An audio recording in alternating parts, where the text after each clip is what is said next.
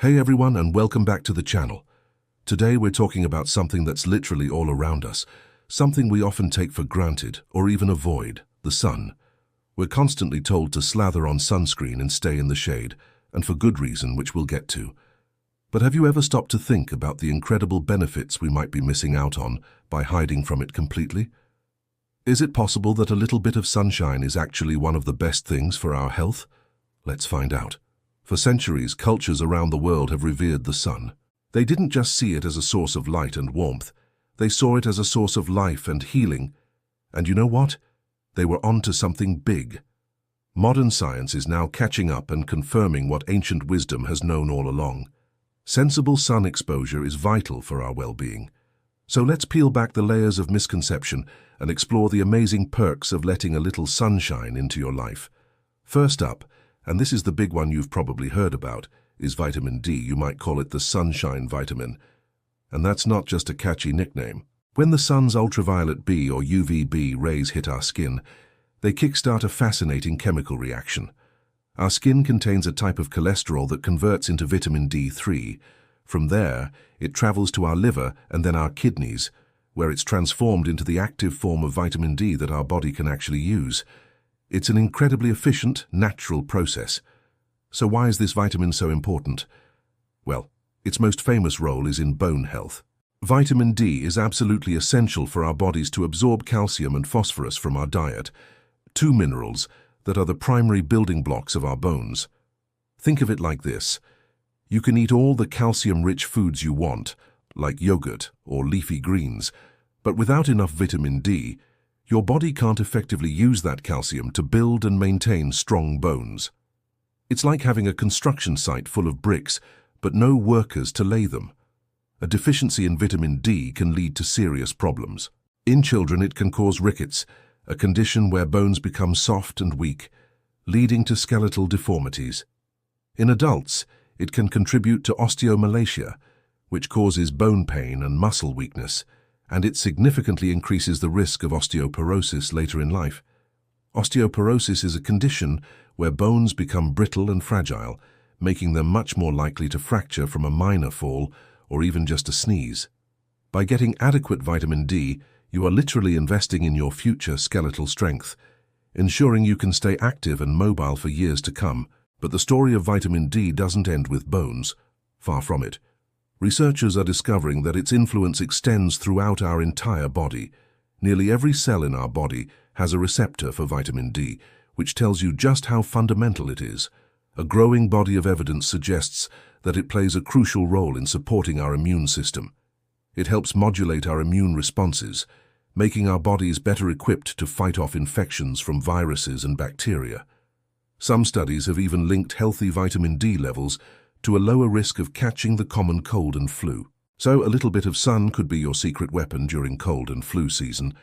Beyond immunity, vitamin D is also linked to our mental health. Have you ever noticed how your mood tends to lift on a bright, sunny day? That's not just your imagination. Sunlight exposure triggers the brain to produce more serotonin, a neurotransmitter that acts as a natural mood stabilizer. It's the chemical that helps us feel calm, focused, and happy. When serotonin levels are low, it can contribute to feelings of sadness and even lead to seasonal affective disorder, or SAD, a type of depression that typically occurs during the fall and winter months when there's less sunlight.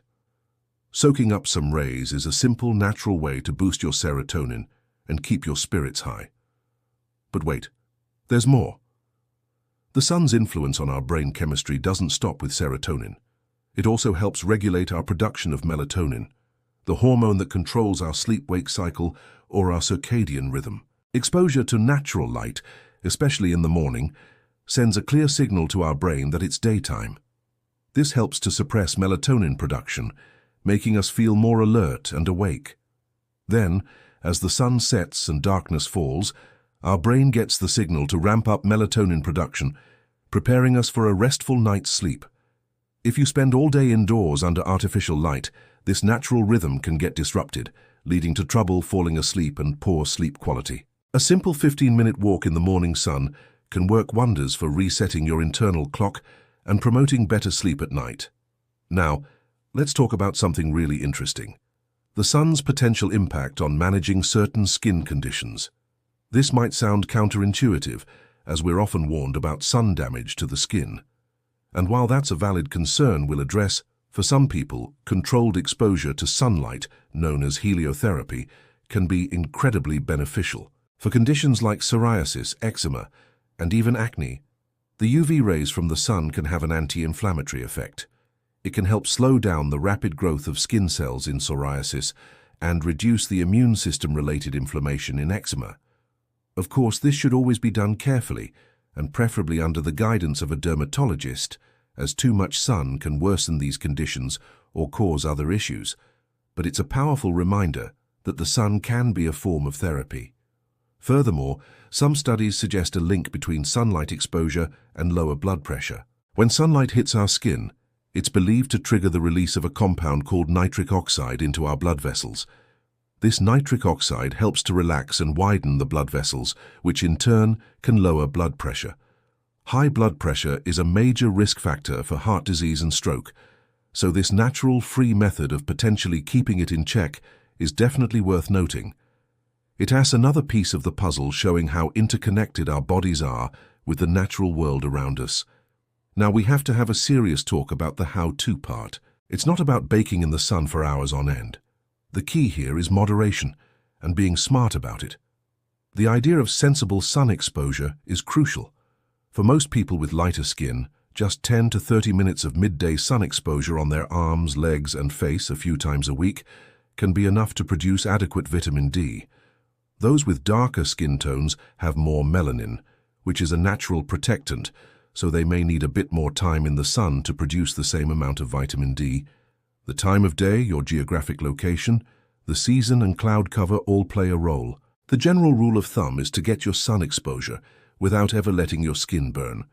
Burning is a sign of DNA damage, and that's what increases your risk for skin cancer. So, know your limits. Start with just a few minutes and see how your skin reacts. Listen to your body.